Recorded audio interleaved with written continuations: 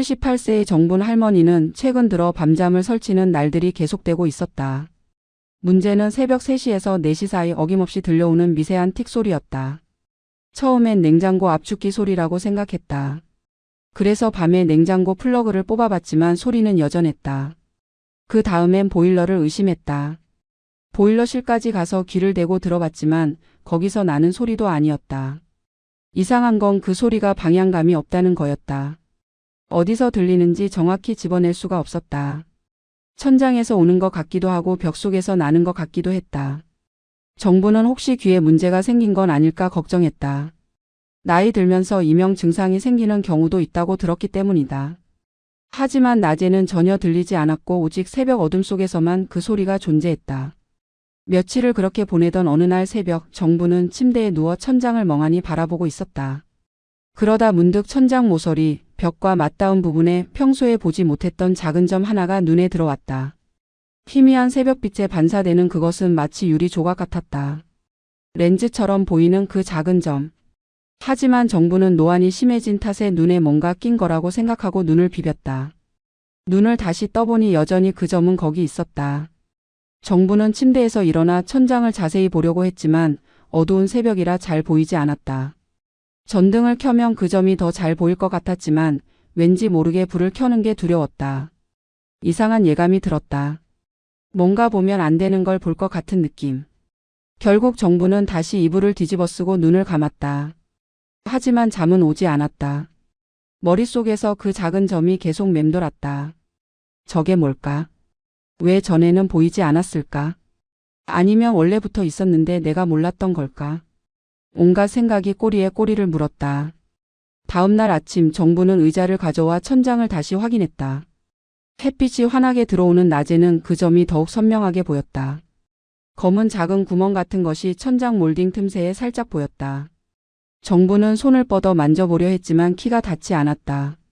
그래서 빗자루로 그 부분을 툭툭 쳐봤다. 하지만 아무 변화도 없었다. 그냥 천장에 생긴 틈이나 얼룩이겠거니 하고 넘어갔다.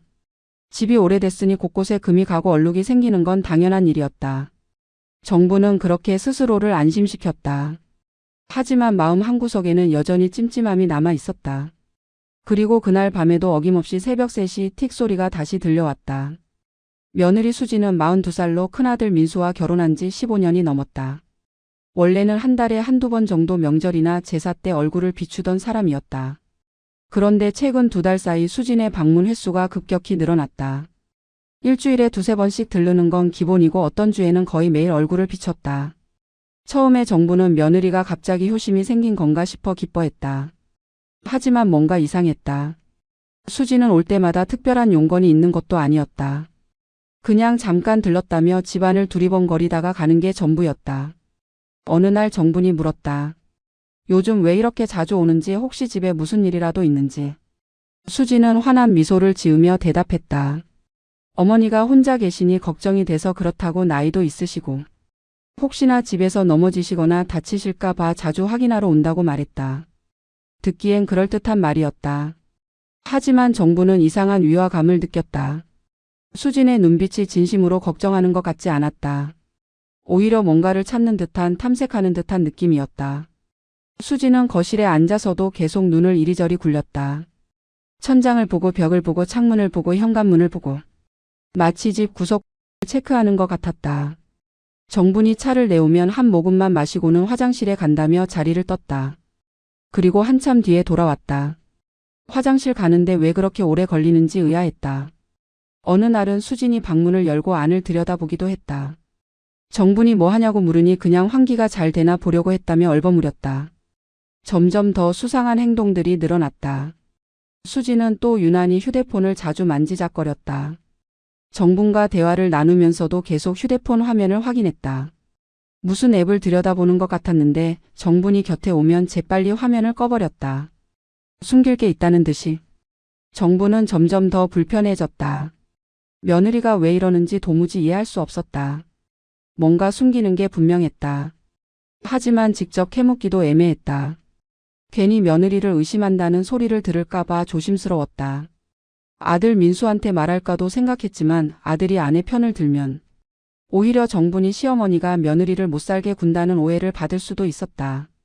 그러던 어느 날 수진이 또 찾아왔다. 이번엔 큰 쇼핑백을 들고 왔다. 반찬을 만들어 왔다며 냉장고에 넣어주겠다고 했다. 정분이 괜찮다고 했지만 수진은 고집을 부렸다.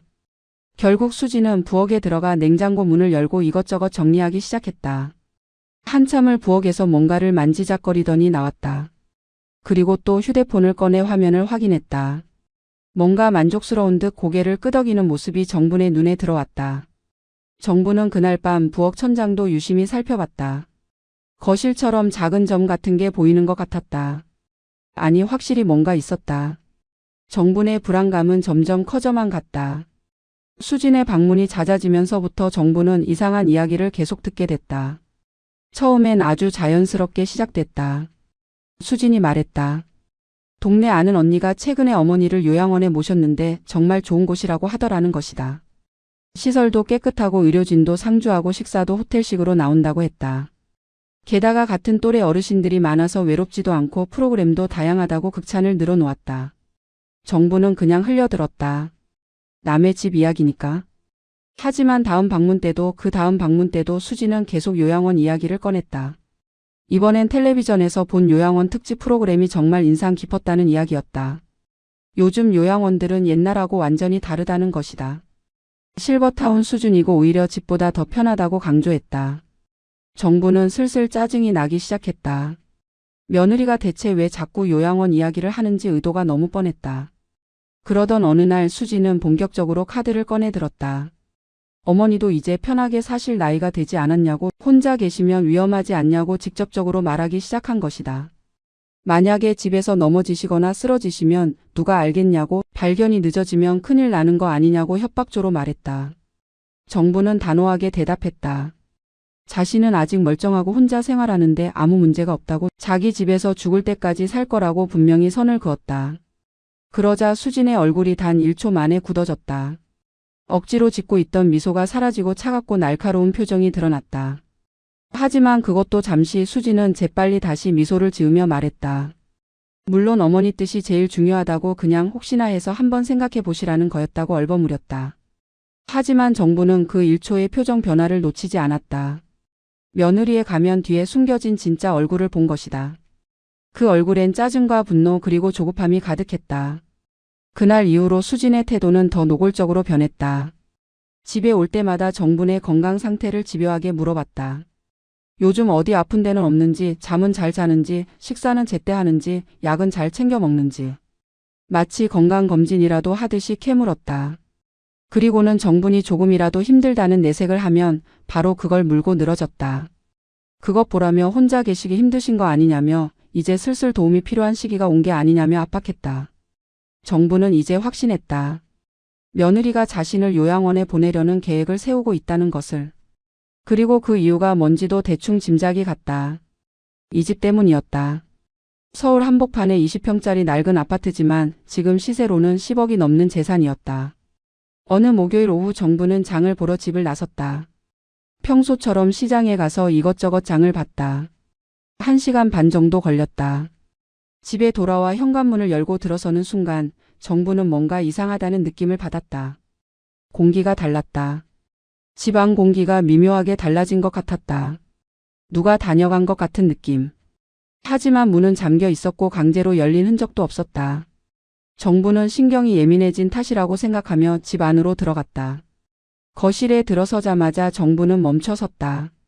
거실 창가에 놓여 있던 화분의 위치가 달라져 있었다. 분명히 왼쪽 구석에 놓여 있었던 화분이 오른쪽으로 옮겨져 있었다.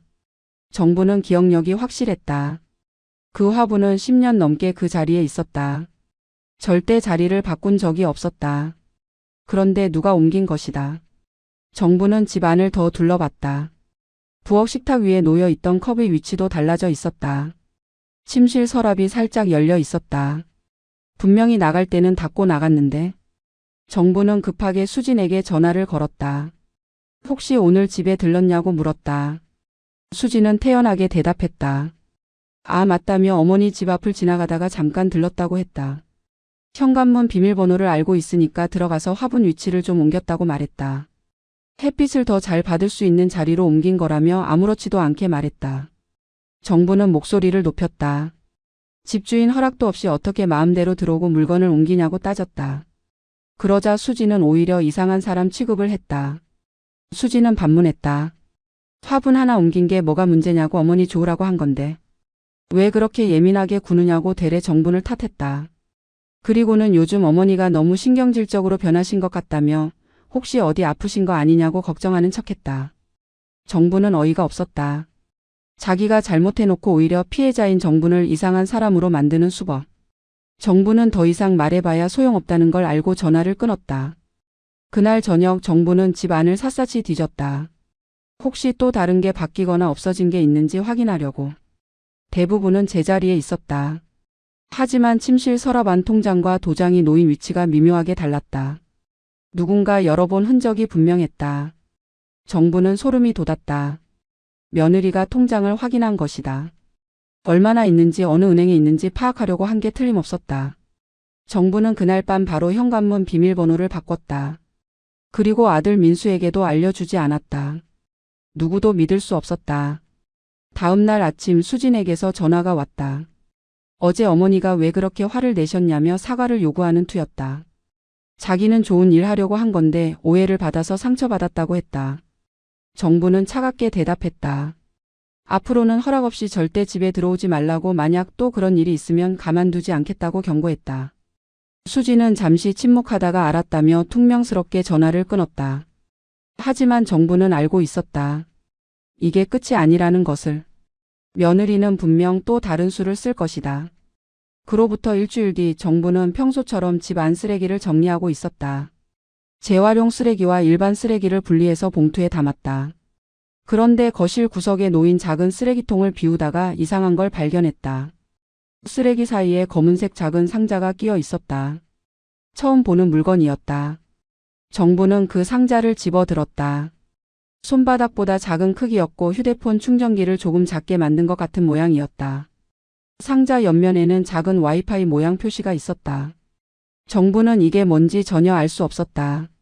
자신이 산 적도 없고 집에 있던 물건도 아니었다. 누군가 놓고 간 것이 분명했다. 그런데 왜 쓰레기통에 버려져 있는가? 정부는 상자를 이리저리 살펴봤다. 상자에는 아무런 글씨도 없었다. 브랜드 이름도 제품명도 없었다. 다만 한쪽 면에 작은 구멍이 뚫려 있었다. 렌즈 같은 게 살짝 보였다. 정부는 심장이 쿵 내려앉는 느낌을 받았다. 설마 이게 카메라인가? 하지만 확신할 수 없었다. 요즘 전자기기는 워낙 종류가 많아서 정분 같은 노인은 알 수가 없었다. 정부는 상자를 들고 이웃집 김씨 할머니를 찾아갔다. 김씨 할머니는 정분보다 5살 어렸고 자식들이 자주 찾아와서 최신 기기에 대해 좀 더 잘 알고 있었다. 정분이 상자를 보여주자 김씨 할머니도 고개를 갸우뚱했다. 뭔지 모르겠다며 손주한테 물어보라고 했다. 정부는 김씨 할머니 손주인 대학생 재훈이에게 사진을 찍어 보냈다. 재훈이는 즉시 답장을 보내왔다. 이거 몰래 카메라 아니냐고, 어디서 났냐고 물었다.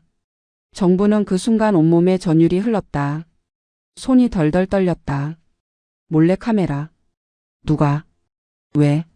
자신의 집에 몰래 카메라를 설치한 것이다. 정부는 재훈이에게 전화를 걸었다. 재훈이는 요즘 이런 초소형 카메라가 인터넷에서 많이 팔린다고 설명했다. 와이파이로 연결해서 휴대폰으로 실시간 영상을 볼 수 있다고 했다. 보통 집 안에 몰래 설치해서 사람들을 감시할 때 쓴다고 했다. 명백한 불법이라고도 덧붙였다. 정부는 집으로 돌아와 그 상자를 식탁 위에 올려놓고 한참을 바라봤다. 대체 누가 이런 짓을 한 것인가? 가능성 있는 사람은 딱 한 명뿐이었다. 며느리 수진. 현관 비밀번호를 알고 있고 최근에 자주 집을 드나들었고 집 안 곳곳을 두리번거렸던 그 사람. 정부는 분노가 치밀어 올랐다. 동시에 두려움도 밀려왔다. 며느리가 얼마나 오래 자신을 감시한 것일까? 어떤 장면들을 녹화한 것일까? 욕실, 침실, 심지어 옷을 갈아입는 장면까지 찍혔을 수도 있었다. 생각만 해도 온몸이 더러워지는 것 같았다. 정부는 집안을 다시 한번 샅샅이 뒤지기 시작했다. 천장, 벽, 가구 틈새, 전등갓 안, 화분 속까지 모든 곳을 확인했다. 그리고 찾아냈다. 거실 천장 몰딩 틈새에 박혀 있는 또 다른 카메라. 부엌 찬장 위에 살짝 놓여 있는 카메라. 심지어 욕실 환풍기 커버 안쪽에도 카메라가 있었다. 총 4개. 며느리는 정분의 일거수일투족을 감시하고 있었던 것이다. 정분은 그 카메라들을 모두 떼어냈다. 손이 부들부들 떨렸다. 분노와 배신감, 수치심이 뒤섞인 감정이 폭발할 것 같았다. 정분은 떼어낸 카메라 4개를 모두 모아 비닐봉지에 담았다. 그리고 다시 재훈이에게 연락했다. 재훈이는 놀라며 경찰에 신고하라고 했다. 하지만 정부는 먼저 확실한 증거를 확보하고 싶었다. 이게 정말 카메라가 맞는지 누가 설치한 건지 명확하게 밝혀야 했다. 재훈이는 아는 형이 전자공학과라며 함께 만나보자고 제안했다. 정부는 그 제안을 받아들였다. 다음 날 정부는 재훈이와 그의 친구 성진을 만났다. 성진은 카메라들을 하나하나 살펴보더니 고개를 끄덕였다. 이건 중국산 초소형 무선 카메라라고 했다. 인터넷 쇼핑몰에서 개당 5만 원에서 10만 원 정도에 팔리는 제품이라고 설명했다. 성진은 카메라 하나를 조심스럽게 분해하기 시작했다. 작은 드라이버로 나사를 풀자 안에는 정교한 전자 부품들이 빼곡히 들어 있었다. 초소형 렌즈, 마이크, 와이파이 모듈, 배터리, 그리고 SD 카드까지. 성진은 SD 카드를 빼내서 자신의 노트북에 연결했다. 화면에 파일들이 나타났다.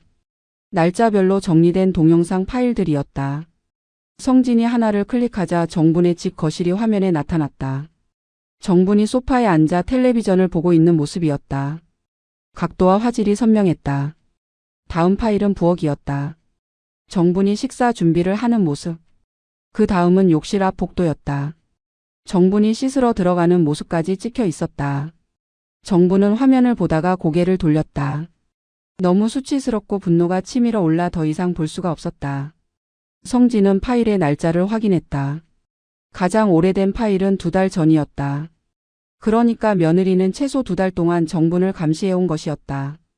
성진은 이 카메라들이 모두 같은 와이파이 네트워크에 연결돼 있었다고 설명했다. 누군가 휴대폰 앱으로 실시간으로 이 영상들을 볼 수 있었다는 뜻이었다. 그리고 자동으로 녹화도 됐다. 성진은 이게 명백한 불법 촬영이며 주거침입, 사생활 침해에 해당한다고 강조했다. 당장 경찰에 신고해야 한다고 말했다. 하지만 정부는 아직 망설여졌다. 며느리를 경찰에 신고한다는 게 쉽지 않았다. 아들 민수는 어떻게 될까? 손주들은 어떻게 될까? 가족이 박살나는 건 아닐까? 하지만 동시에 정부는 알고 있었다. 이대로 넘어가면 며느리는 절대 멈추지 않을 거라는 것을. 오히려 더 대담해질 것이었다.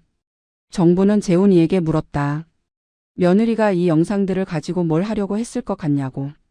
재훈이는 잠시 생각하더니 대답했다. 아마도 할머니가 혼자 생활할 수 없는 상태라는 걸 증명하려는 게 아니겠냐고. 요즘 그런 케이스가 많다고 했다. 노인이 집에 혼자 있으면서 위험한 행동을 한다거나 기억력이 떨어져서 불을 끄지 않는다거나 정신적으로 불안정한 모습을 보인다는 등의 영상을 모아서 후견인 지정 재판에 증거로 제출하는 경우가 있다고 설명했다. 그렇게 되면 법원이 가족을 후견인으로 지정하고 그 후견인이 노인의 재산을 관리할 수 있는 권한을 갖게 된다고 했다. 정부는 그 말을 듣는 순간 머리를 한 대 맞은 것 같았다. 그거였다. 며느리의 목적이 바로 그거였다. 정분을 무능력자로 만들어서 법적으로 재산관리 권한을 빼앗으려는 것. 그렇게 되면 정분의 집을 마음대로 처분할 수 있었다. 팔든 전세를 주든 대출을 받든 며느리 마음대로였다. 정부는 온몸에 소름이 돋았다. 며느리가 얼마나 치밀하게 계획을 세웠는지 이제야 알겠었다. 잦은 방문도 요양원 이야기도 건강상태 확인도 모두 이 계획의 일부였던 것이다. 성진은 영상 파일들을 자세히 분석했다. 그리고 이상한 점을 발견했다. 특정 장면들만 따로 편집되어 있는 폴더가 있었다. 정분이 약을 먹는 걸 깜빡한 장면, 가스레인지를 켜놓고 잠깐 다른 곳에 간 장면, 밤에 화장실 가다가 휘청거리는 장면, 혼잣말을 하는 장면 등이 따로 모아져 있었다. 며느리는 이미 증거를 편집까지 해놓은 것이었다. 이 영상만 보면 정분이 정말로 혼자 살 수 없는 사람처럼 보였다. 하지만 실제로는 정분이 30초 뒤에 약을 먹었고 가스불도 금방 확인했고 휘청거린 건 그냥 졸려서였을 뿐이었다. 앞뒤 맥락을 자르고 문제 있어 보이는 장면만 모은 악의적인 편집이었다. 정부는 이제 확신했다. 며느리를 그냥 둬서는 안 된다는 것을. 이건 단순한 가족 간 갈등이 아니었다. 범죄였다. 정분의 인생과 재산, 존엄성을 빼앗으려는 계획적인 범죄였다. 정부는 재훈이와 성진에게 고맙다고 인사했다. 그리고 이 증거들을 잘 보관해달라고 부탁했다. 이제 정부는 결심했다. 며느리와 정면으로 맞서기로. 정부는 며느리가 아닌 아들 민수에게 먼저 연락하기로 했다. 민수는 며느리의 꼬임에 넘어가 있을 수도 있지만 그래도 자신이 낳은 아들이었다. 마지막으로 한 번은 믿어보고 싶었다. 정부는 민수에게 전화를 걸어 꼭 만나야 할 일이 있다고 말했다. 혼자 오라고 수지는 데려오지 말라고 신신당부했다. 민수는 무슨 일이냐고 물었지만 정부는 만나서 얘기하겠다고만 했다. 이틀 뒤 민수가 정분의 집을 찾아왔다. 민수는 45세로 중견기업에 다니는 평범한 회사원이었다. 성격은 온순한 편이었지만 우유부단한 면도 있었다. 아내 수진의 말을 잘 따르는 편이었다. 정부는 민수를 거실에 앉히고 녹차를 내왔다. 그리고 조용히 입을 열었다. 며느리가 집에 몰래 카메라를 설치했다고 2달 동안 자신을 감시했다고 말했다. 민수는 처음엔 믿지 못하겠다는 표정이었다. 수진이 그럴 리 없다고 어머니가 오해하신 거라고 했다. 정부는 예상했던 반응이었다. 정부는 비닐봉지에서 카메라 4개를 꺼내 식탁 위에 놓았다. 민수는 그것들을 보더니 이게 뭐냐고 물었다. 정부는 하나하나 설명했다. 거실 천장에서 부엌 찬장에서 욕실 환풍기에서 찾아낸 것들이라고. 그리고 재훈이의 친구가 분석한 내용도 설명했다. SD카드에 저장된 영상들, 편집된 파일들 모든 것을. 민수의 얼굴이 점점 창백해졌다. 정부는 노트북을 켜서 성진이 보내준 영상 파일 중 일부를 민수에게 보여줬다. 화면에는 정분의 일상이 낱낱이 담겨 있었다. 민수는 화면을 보다가 손으로 입을 막았다. 믿을 수 없다는 표정이었다. 특히 편집된 파일들을 보고 나서는 분노가 치밀어 오르는 게 역력했다. 자기 어머니를 이런 식으로 감시하고 조작하다니. 민수는 떨리는 목소리로 물었다. 정말 수진이가 이런 짓을 한 거냐고. 정부는 고개를 끄덕였다. 집 비밀번호를 아는 사람은 민수와 수진뿐이고 민수는 최근 몇 달간 집에 거의 오지 않았으니 속어법으로도 수진밖에 없다고 설명했다. 게다가 수진이 최근 들어 유난히 자주 방문했고 요양원 이야기를 계속 꺼냈고 정분의 건강 상태를 집요하게 확인했던 것도 모두 이 계획의 일부였다고 말했다. 민수는 머리를 감싸 쥐었다. 자기 아내가 이런 사람인 줄 몰랐다고 어떻게 이런 생각을 할 수 있는지 이해할 수 없다고 중얼거렸다. 정부는 민수에게 물었다. 혹시 수진이 최근에 돈 이야기를 많이 하지 않았냐고. 집을 사야 한다거나 사업 자금이 필요하다거나 하는 얘기를. 민수는 잠시 생각하더니 고개를 끄덕였다. 수진이 최근 몇 달간 계속 집을 넓혀야 한다고 조르고 있었다고 했다. 지금 사는 아파트가 너무 좁아서 답답하다고 아이들도 크는데 방이 부족하다고 매일같이 불평했다고. 그래서 민수가 돈이 없다고 하니까 어머니 집을 담보로 대출을 받자고 제안했다고 말했다. 민수가 그건 어머니 허락 없이는 안 된다고 하자 수지는 어차피 나중에 상속받을 집인데 미리 활용하는 게 뭐가 문제냐고 따졌다고 했다. 정부는 모든 퍼즐이 맞춰지는 걸 느꼈다. 며느리의 최종 목표는 이 집이었다. 자신을 요양원에 보내고 집을 차지하려는 것. 아니면 최소한 집을 담보로 대출을 받아 자기들 집을 사려는 것. 그러려면 정분이 무능력하다는 걸 증명해서 법적으로 재산 관리권을 빼앗아야 했다. 그래서 카메라를 설치해 증거를 모은 것이었다. 민수는 충격에 빠진 채 한참을 말없이 앉아 있었다. 그리고 마침내 입을 열었다. 당장 집에 가서 수진과 얘기하겠다고 이건 용서할 수 없는 일이라고 말했다. 하지만 정부는 민수를 말렸다. 아직은 때가 아니라고 며느리에게 들키면 증거를 인멸할 수도 있다고 경고했다. 그리고 법적으로 대응하는 게 낫다고 조언했다. 민수는 망설였다. 아내를 고소한다는 게 쉬운 결정은 아니었다. 하지만 정부는 단호했다.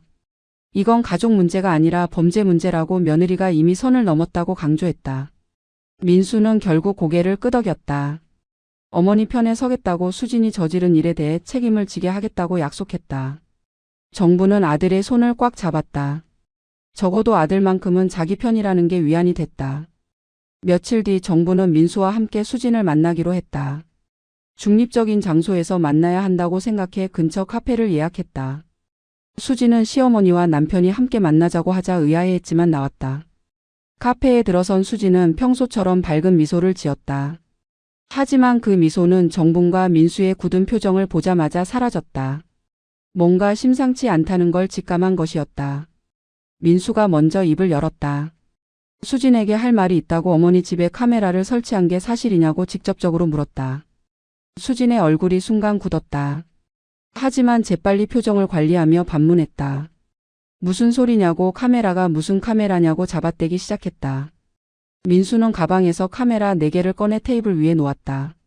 수진의 눈이 그것들을 보는 순간 미세하게 흔들렸다. 정부는 그 반응을 놓치지 않았다. 민수는 증거를 하나하나 제시했다. 카메라에서 발견된 영상 파일들, 편집된 클립들, 와이파이 연결 기록들. 모두 수진의 휴대폰으로 연결돼 있었다는 기술적 분석 결과까지. 수진은 당황한 표정으로 변명하기 시작했다. 그건 어머니 안전을 위해서 설치한 거라고, 혹시 집에서 쓰러지시거나 다치실까봐 걱정돼서 한 일이라고 둘러댔다. 정부는 비웃음을 터뜨렸다. 그럼 왜 욕실 앞에 카메라를 설치했냐고, 왜 영상을 편집해서 따로 저장했냐고 따져 물었다. 수진은 말문이 막혔다. 잠시 침묵이 흘렀다. 그리고 수진은 전략을 바꿨다. 갑자기 눈물을 글썽이며 자기도 너무 힘들었다고, 어머니를 혼자 두기가 불안해서 그랬다고 감정에 호소하기 시작했다. 하지만 민수는 더 이상 속지 않았다. 남편은 차갑게 말했다. 그럼 왜 자기한테는 말하지 않았냐고, 왜 몰래 한 거냐고 추궁했다. 수진은 대답하지 못했다. 변명의 여지가 없었다. 정분이 나섰다.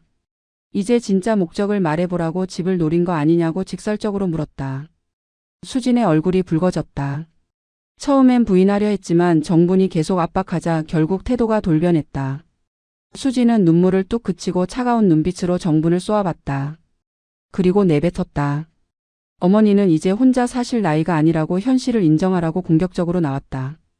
정분이 요양원에 가면 모두가 편해진다고, 왜 그걸 이해하지 못하냐고 목소리를 높였다. 민수가 끼어들었다. 그건 어머니가 결정할 문제라고, 내가 강요할 권리가 없다고 선을 그었다. 하지만 수진은 비웃었다. 권리 운운하지 말라고, 어차피 나중에 상속받을 집인데 지금 활용하면 안 되냐고 본심을 드러냈다. 정부는 소름이 돋았다. 며느리가 이렇게까지 노골적으로 나올 줄은 몰랐다. 수진은 계속 말을 이었다. 자기들도 살아야 하는데 돈이 없어서 숨이 막힌다고, 어머니. 집만 있으면 모든 게 해결된다고 솔직하게 털어놓았다. 정부는 냉정하게 대답했다. 자기 집은 죽어도 안 준다고, 자기가 살아있는 동안에는 한 푼도 기대하지 말라고 선언했다. 수진의 얼굴이 일그러졌다. 그렇게 나오시면 자기들도 방법이 있다고, 법적으로 대응할 수도 있다고 협박조로 말했다. 정부는 웃었다. 뭘 믿고 그러냐고, 불법 촬영한 증거 가지고 후견인 지정받으려던 거냐고 반격했다. 수진은 할 말을 잃었다. 자신의 계획이 모두 들통났다는 걸 깨달은 것이었다. 민수가 최후 통첩을 했다.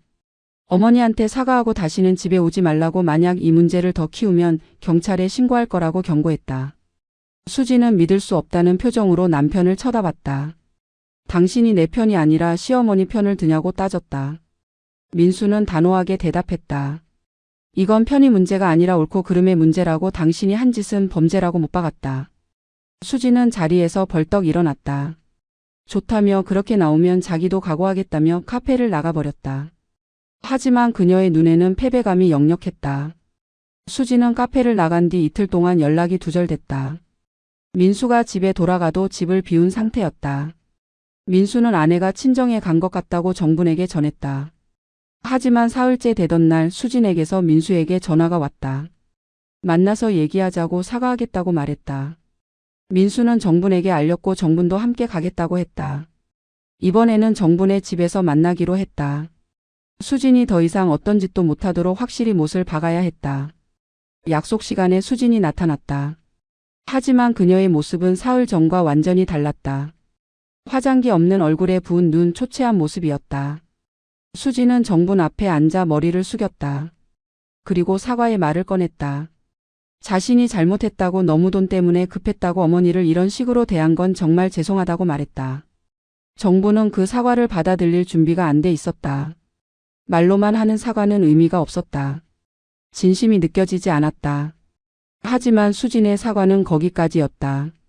잠시 후 수지는 다시 고개를 들고 본심을 드러내기 시작했다.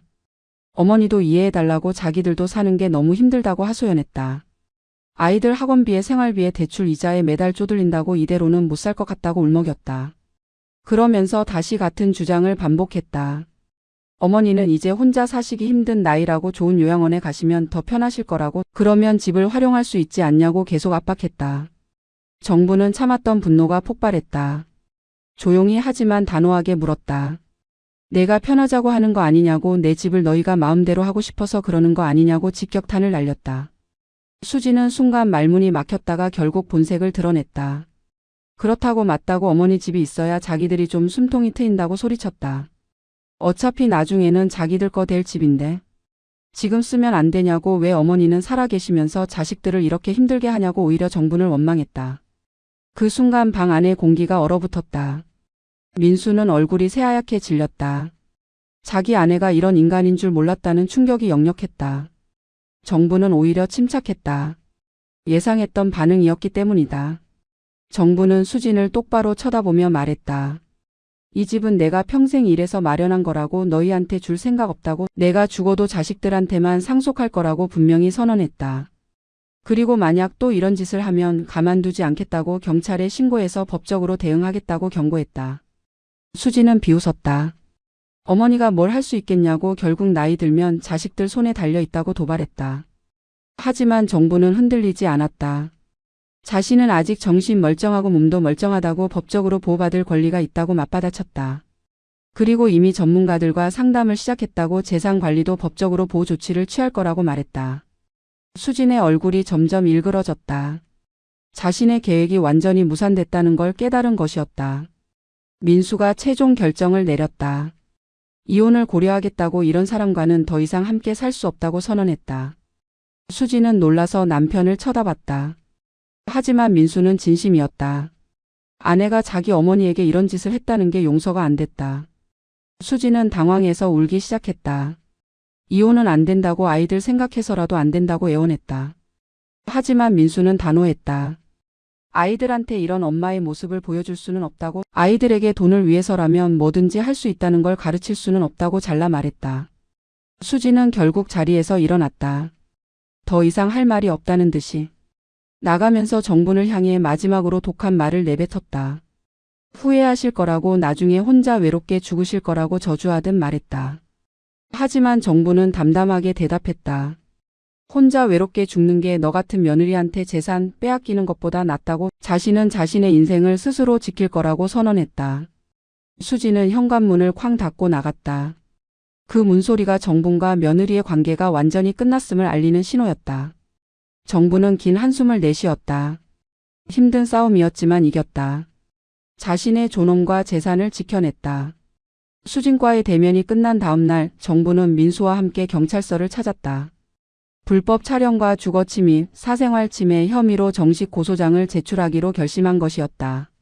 처음엔 가족 간 일을 경찰에까지 알리는 게 부담스러웠지만 전문가들의 조언을 듣고 마음을 굳혔다. 이건 개인적인 문제가 아니라 명백한 범죄 행위였다. 그리고 이런 일이 또 일어나지 않도록 법적으로 확실히 선을 그어야 했다. 경찰서에 도착한 정분과 민수는 여성 청소년과 담당 형사를 만났다. 형사는 50대 중반의 여성으로 이런 사건을 많이 다뤄본 듯 노련한 모습이었다. 정분이 카메라 4개와 SD카드 그리고 영상 분석 자료들을 제출하자 형사는 심각한 표정을 지었다. 요즘 이런 케이스가 정말 많다고, 특히 재산 문제가 얽힌 가족 간 범죄가 급증하고 있다고 말했다. 형사는 정분에게 용기 있는 결정이라고 칭찬하면서도 앞으로 힘든 과정이 될 거라고 경고했다. 고소장 작성에는 2시간 가까이 걸렸다. 정부는 지난 2달간 있었던 일들을 하나하나 진술했다. 며느리의 잦은 방문, 요양원 압박, 무단 침입, 카메라 설치, 영상 편집까지 모든 것을 상세하게 설명했다. 형사는 꼼꼼하게 기록하면서 중간중간 추가 질문을 던졌다.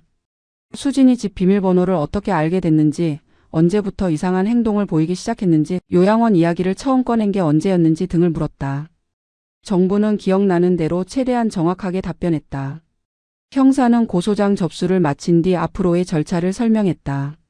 수진을 소환해서 조사할 것이고 증거물들을 국과수에 보내 정밀 분석을 할 거라고 했다. 그리고 영상 파일들의 진위 여부와 촬영 일시, 카메라의 소유자 등을 확인할 거라고 덧붙였다. 만약 혐의가 인정되면 수진은 성폭력 범죄의 처벌 등에 관한 특례법 위반으로 처벌받을 수 있다고 설명했다. 카메라 위치가 욕실 앞이었기 때문에 더 무거운 처벌이 가능하다고도 했다. 최소 3년에서 최대 7년의 징역형에 처해질 수 있다는 말에 정부는 놀랐다. 생각보다 훨씬 중한 범죄였다. 경찰서를 나온 정분과 민수는 이번엔 법률구조공단을 찾았다. 형사 고소만으로는 부족했다. 재산 보호를 위한 법적 조치도 함께 취해야 했다.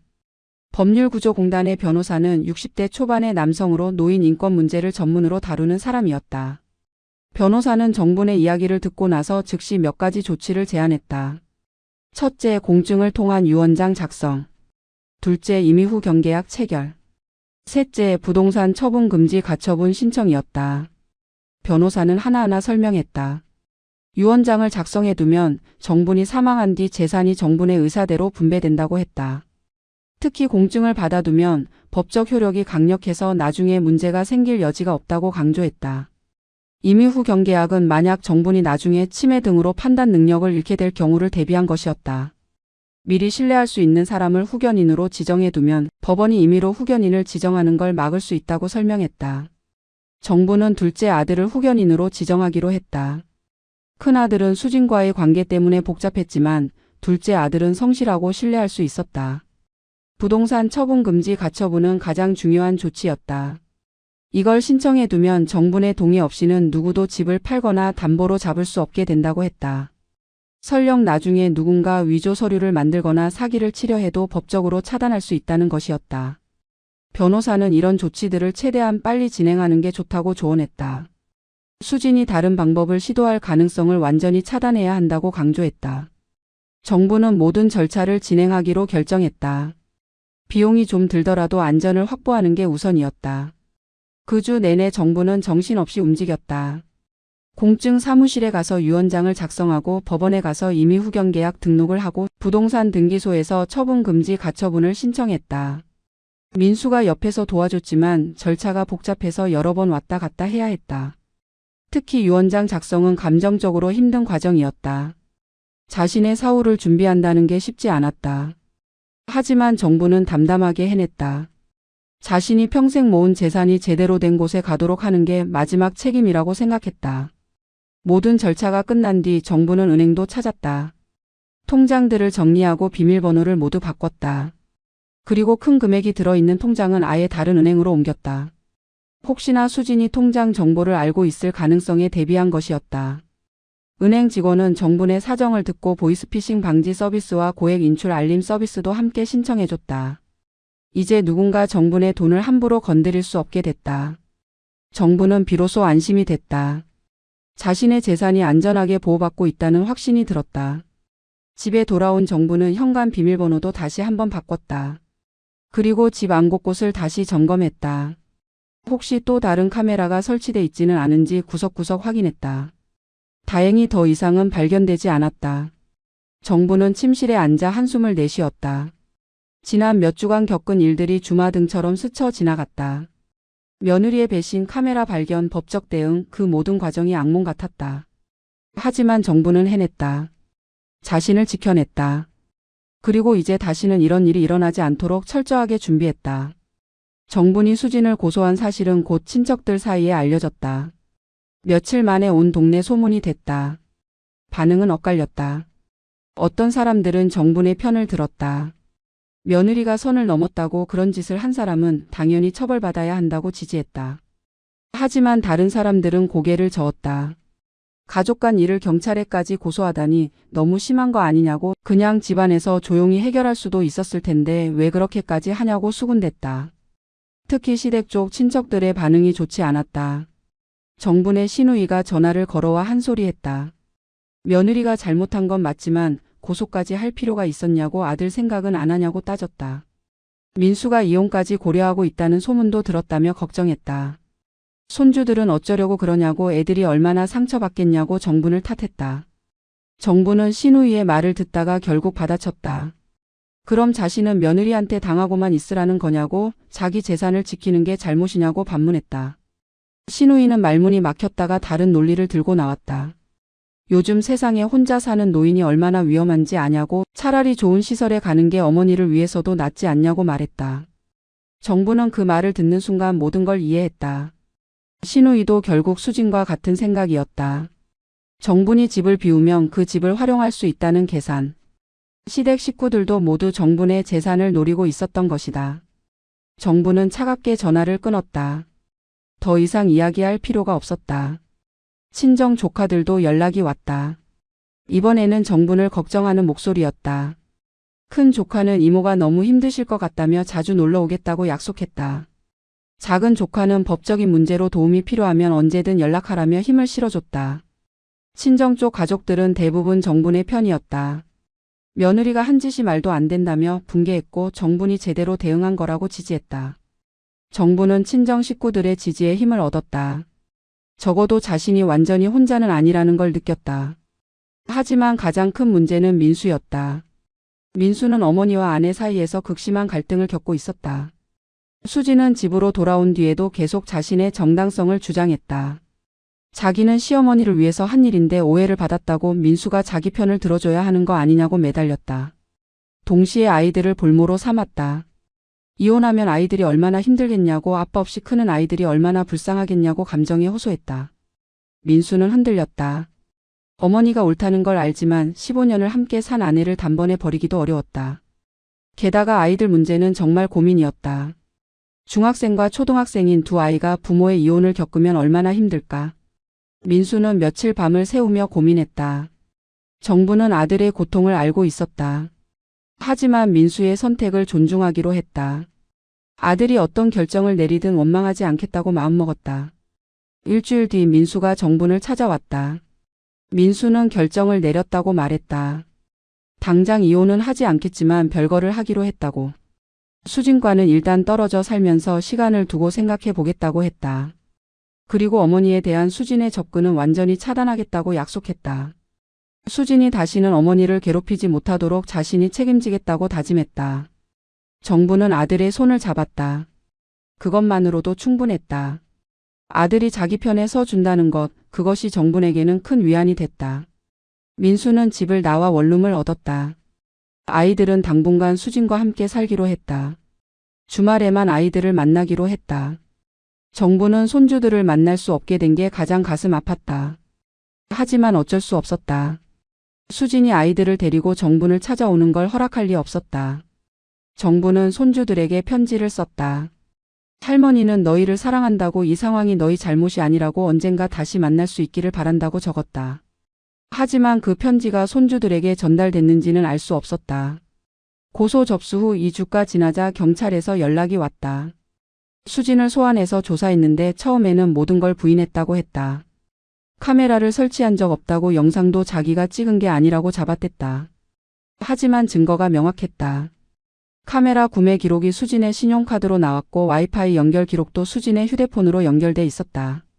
심지어 수진의 휴대폰에서 해당 영상들을 볼 수 있는 앱까지 발견됐다. 부인할 수 없는 상황이었다. 결국 수진은 사실을 인정했다. 하지만 동기에 대해서는 끝까지 거짓말을 했다. 시어머니의 안전을 위해서였다고, 혼자 계시다가 다치실까봐 걱정돼서 설치했다고 주장했다. 형사는 그럼 왜 욕실 앞에 카메라를 설치했냐고, 왜 영상을 편집했냐고 추궁했다. 수진은 대답하지 못했다. 형사는 수진에게 경고했다. 거짓말하면 처벌이 더 무거워진다고, 솔직하게 동기를 말하는 게 낫다고 조언했다. 하지만 수진은 끝까지 입을 다물었다. 재산 때문이었다고 인정하는 순간 자신에게 더 불리해진다는 걸 알고 있었다. 형사는 일단 조사를 마무리하고 검찰에 송치하기로 했다. 증거가 충분했기 때문에 기소는 확실했다. 문제는 어느 정도 형량이 나올지였다. 변호사를 통해 합의를 시도할 수도 있지만 피해자인 정분이 합의를 거부하면 실형을 피하기 어려울 거라고 형사는 설명했다. 며칠 뒤 수진의 변호사에게서 정분에게 연락이 왔다. 합의를 요청하는 내용이었다. 수진이 진심으로 반성하고 있으니 선처를 부탁한다는 것이었다. 그리고 합의금으로 2천만 원을 제시했다. 정부는 코웃음을 쳤다. 2천만 원으로 자신이 당한 수모와 고통을 보상받을 수 있다고 생각하는 게 어이없었다. 정부는 변호사에게 분명히 말했다. 합의할 생각 없다고 끝까지 법적으로 대응하겠다고 통보했다. 수진 측 변호사는 금액을 올렸다. 3천만 원, 5천만 원까지 제시했다. 하지만 정분의 대답은 똑같았다. 돈 문제가 아니라고 원칙의 문제라고 잘라 말했다. 수진이 제대로 된 처벌을 받아야 한다고, 그래야 다시는 이런 일이 일어나지 않는다고 강조했다. 변호사는 결국 포기했다. 합의가 불가능하다는 걸 깨달은 것이었다. 사건은 그대로 검찰로 넘어갔고 검찰은 수진을 정식 기소했다. 성폭력 범죄의 처벌 등에 관한 특례법 위반과 정보통신망법 위반, 주거침 입죄까지 총 3가지 혐의였다. 재판이 시작됐다. 첫 공판에 정분도 증인으로 출석했다. 법정에서 수진을 마주치는 건 고통스러운 경험이었다. 수진은 초췌한 모습으로 피고석에 앉아 있었다. 화장기 없는 얼굴에 수척한 몸. 하지만 정부는 동정하지 않았다. 자업자득이었다. 정부는 증인석에 앉아 지난 몇 달간 겪은 일들을 진술했다. 카메라를 발견했을 때의 충격, 사생활이 침해당한 수치심, 며느리에게 배신당한 고통을 담담하게 설명했다. 판사는 정분의 진술을 경청했다. 그리고 수진에게 물었다. 피고인은 이 모든 사실을 인정하는지, 피해자에게 사과할 의사가 있는지. 수진은 고개를 끄덕이며 인정한다고 말했다. 그리고 정분을 향해 사과의 말을 했다. 하지만 그 사과는 형식적이었다. 진심이 담겨 있지 않았다. 다만 형량을 줄이기 위한 제스처일 뿐이었다. 정부는 수진의 사과를 받아들이지 않았다. 검사에게 엄벌을 요청한다고 분명히 밝혔다. 재판은 3차례의 공판을 거쳐 결심 공판까지 갔다. 판사는 최종 판결을 내렸다. 징역 1년에 집행유예 2년. 그리고 사회봉사 200시간. 생각보다 가벼운 형이었다. 정부는 실망했다. 실형을 기대했는데 집행유예가 나온 것이다. 하지만 변호사는 이것도 의미 있는 결과라고 설명했다. 집행유예라도 전과가 남는 것이고 2년 동안 다시 범죄를 저지르면 바로 실형을 살게 된다고 말했다. 그리고 사회봉사 200시간도 적지 않은 처벌이라고 덧붙였다. 판결문에는 수진의 행위가 명백한 범죄이며 가족관계를 이용한 악질적인 사생활 침해라고 명시돼 있었다. 피해자가 고령의 노인임을 감안할 때 더욱 비난받아 마땅하다는 내용도 포함됐다. 다만 초범이고 범행을 인정했으며 가정이 파탄날 위기에 처한 점을 참작해 집행유예를 선고한다고 적혀 있었다. 정부는 판결문을 읽으며 씁쓸한 마음이 들었다. 완전한 승리는 아니었지만 적어도 수진이 처벌을 받았다는 것에 의미를 두기로 했다.